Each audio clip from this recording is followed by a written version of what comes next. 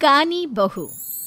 किशोरी लाल जी के बेटे राघव की शादी की बात जगह जगह चल रही थी, लेकिन किशोरी लाल जी को कोई लड़की पसंद ही नहीं आती थी।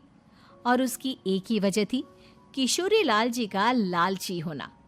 उनको लड़की वालों से मोटा दहेज चाहिए था और इसी चक्कर में एक दिन वो एक बहुत पैसे वाले के घर अपने बेटे का रिश्ता लेकर पहुंचे। उस आदमी का नाम था ओम प्रकाश।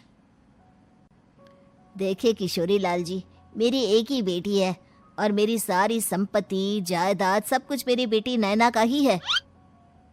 पापा, नाम से लगता है बहुत खूबसूरत होगी। कितना अच्छा नाम है ना, नैना। ओ, वैसे बात तो सही है आपकी। अब इतना पैसा है, जमीन जायदाद है, इकलौती बेटी, आप भी क्या करेंगे? सब कुछ उसे ही देंगे ना। बिल्कुल ठीक पहचाना आपने। बस बेटी की शादी और सारी जायदाद उसके नाम। पापा, बिना देखे हाँ कर दीजिए ना।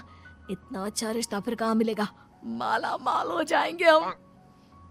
मैं अपनी बेटी को बुलाता हूँ। अरे नहीं नहीं नहीं नहीं, आपकी बेटी का नाम नैना है, सुनकर ही लगता है बहुत सुंदर होगी। रहने दीजिए अंकल, मैं तो आपकी बेटी के नाम से ही इतना खुश हो गया हूँ कि उसे बिना देखे शादी करने को तैयार हूँ। अब तो मैं उसका चेहरा सीधे शादी के बाद ही देखूंगा। और इस तरह राघव नैना का चेहरा नहीं देखता और उससे शादी कर लेता है। शादी के बाद अपनी सुहाग रात पर जब राघव नैना का घूंघट उठाकर देखता है तो नैना की आंखें बंद थी। कितनी खूबसूरत हो तुम नैना, जरा अपनी आंखें खोलकर मेरी तरफ देखो तो सही। नहीं, मुझे शर्म आती है। अरे, मैंने तुम्हें शादी से पहले भी नहीं देखा, और अब अगर तुम आंखें खोलकर मुझे देखोगी भी नहीं तो मुझे अच्छा कैसे लगेगा? इससे पहले कि नैना अपनी आंखें खोलकर राघव की तरफ देखती, अचानक से लाइट चली गई और राघव नैना को पूरी तरह से देख भी नहीं पाया। अगली सुबह नैना राघव के लिए नाश्ता बनाकर लेकर आई। अरे ये क्या, आधा पराठा सीका हुआ है और आधा बिल्कुल कच्चा। ये तुमने क्या किया नैना? बहू, तुमने क्या आधा पराठा तवे से नीचे लटका कर रखा था, जो आधा सिका है और आधा कच्चा? मुझे जितना दिखेगा उतना ही तो सीखूंगी ना पापा जी। जहाँ जहाँ मुझे नजर आ रहा था वहाँ मैंने सीख लिया, जहाँ जहाँ नहीं दिखा वहाँ कच्चा रह गया होगा। इसका क्या मतलब है? ये कैसा मजाक कर रही है तुम? अरे बहू, तुमने इतना लंबा घूंघट क्यों लगाया हुआ है? देखो, हमारे घर में बहुओं को बेटी की तरह रखा जाता है, और फिर तुम तो इतना सारा माल लेकर आई हो। देखो, ये घूंघट डालकर रखने की कोई ज़रूरत नहीं है। हाँ नैना, पापा जी ठीक कह रहे हैं, तुम तो आराम से रहो, अपना ही घर समझो। नैना अचानक से अपना घूंघट उठा लेती है। अरे ये क्या पापा, नैना की तो एक आंख फूटी हुई है। नाम से नैना, लेकिन ये तो कानी बहू निकली। मेरे साथ धोखा हुआ है, धोखा। बिना दिखाए अपनी कानी लड़की मेरे संग ब्याह दी। मुझे कानी बीवी नहीं चाहिए। मुझे अभी ओम प्रकाश जी से बात करनी पड़ेगी। आखिर उन्होंने मेरे साथ ऐसा किया क्यों? अरे, आप लोगों ने ही तो पापा से कहा था कि आप लोग शादी से पहले मुझे देखना नहीं चाहते। अब मेरे पापा पर क्यों इल्जाम लगा रहे हैं? अरे लेकिन उन्हें बताना तो चाहिए था ना कि तुम कानी हो, एक आंख से तुम्हें दिखाई नहीं देता। किशोरी लाल और राघव नाराज होकर ओम प्रकाश को अपने घर बुलाते हैं। पापा जी, ये आपने क्या किया? शादी से पहले बताया क्यों नहीं कि नैना की आंखों में परेशानी है? अरे, आप ही ने तो लड़की देखने से मना कर दिया था। और लेकिन आप बता तो सकते थे। आपको तो हमारी बेटी की प्रॉपर्टी चाहिए थी, वो भी पूरी की पूरी। अब क्या हुआ अगर उसे आधा दिखाई देता है? प्रॉपर्टी तो आपको पूरी मिल गई ना। अरे ये क्या बात हुई? मेरी शादी प्रॉपर्टी से नहीं, आपकी बेटी से हुई है।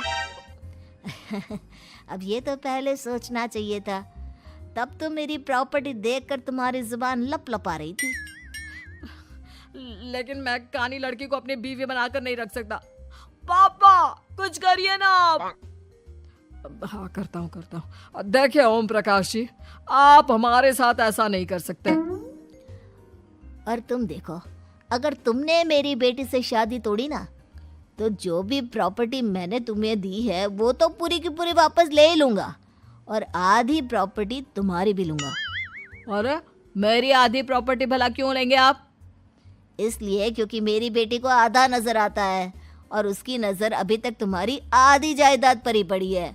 अब तुम उसे घर से निकालोगे तो कुछ तो लेकर जाएगी ना। और अगर हम आपकी बेटी को अपने घर की बहू बना कर रखे तो? तो तुम्हारी पूरी प्रॉपर्टी तुम्हारी ही रहेगी, और जो मैंने तुम्हें दिया है ना, उसमें से बस मैं आधा लेकर जाऊंगा। अरे लेकिन अब आप अपनी दी हुई प्रॉपर्टी में से आधी वापस क्यों लेकर जाएंगे? अगर मैं आपकी बेटी को अपनी पत्नी बनाकर रखने को तैयार हूं तो? इसलिए ताकि भविष्य में अगर तुम मेरी बेटी को धोखा दो तो उसके पास कुछ तो रहे जो पति का हो। वैसे मेरे पास तो बहुत कुछ है, लेकिन अपने पति की कोई निशानी तो उसके पास होनी चाहिए ना। अब अगर तुमने मेरी बेटी को कानी कहा तो तुम्हें प्रॉपर्टी भी कानी ही मिलेगी, पूरी नहीं। जमाए राजा। किशोरी लाल और राघव समझ चुके थे कि वो बुरी तरह फंस चुके हैं और अब उनके पास वहां से निकलने का कोई चारा नहीं है। अब समझ में आया ना, लालच बुरी बला होती है। एक तो तुम्हें प्रॉपर्टी मिली, ऊपर से बीवी मिली, उसमें तुम्हें नखरे भी दिखाने हैं। आए बड़े, चुपचाप बैठो दोनों। कुछ दिनों के बाद नैना राघव की कार लेकर बाजार घूमने निकलती है और जब कार लेकर वापस आती है, ये क्या?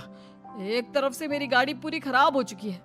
लगता है तुमने मेरी गाड़ी को किसी दूसरी गाड़ी के साथ एक्सीडेंट किया है। अरे अरे कितना बड़ा नुकसान कर दिया तुमने बहू। वो क्या है ना पापा जी, मुझे एक आंख से दिखाई नहीं दे रहा था, सामने से गाड़ी आ रही थी। मुझे तो सिर्फ आधा ही दिखाई दिया और वो गाड़ी मेरी कार से रगड़ते हुए निकल गई। अब मैं क्या करूं बताओ? आप इसे ठीक कराने के पैसे कौन देगा? तुम्हारे पापा? तुमने मुझसे इस तरह से बात की? अभी रुको। नैना राघव की शिकायत ओम प्रकाश को कर देती है। देखो राघव, अब जो मेरी आधी प्रॉपर्टी तुम्हारे पास थी ना, उसमें से आधी और मैं लेकर जाऊंगा, क्योंकि तुमने मेरी बेटी को डांटा। अरे नहीं नहीं पापा जी, गलती हो गई, माफ कर दो। गलती की तो कोई गुंजाइश ही नहीं। अगली बार मेरी बेटी को डांटा तो बची हुई आधी में से आधी और ले जाऊंगा। लालच के चक्कर में हम दोनों ने बहुत बड़ी गलती कर दी बेटा। एक तो तुम्हें कानी बहू मिली और ऊपर से जो माल मिला वो भी काना। इस तरह राघव की हर एक गलती पर ओम प्रकाश उसकी प्रॉपर्टी का आधा आधा हिस्सा लेकर अपना सारा माल वापस ले गया और राघव को कानी बीवी से काम चलाना पड़ा। भाई लालच वाकई में बुरी बला है।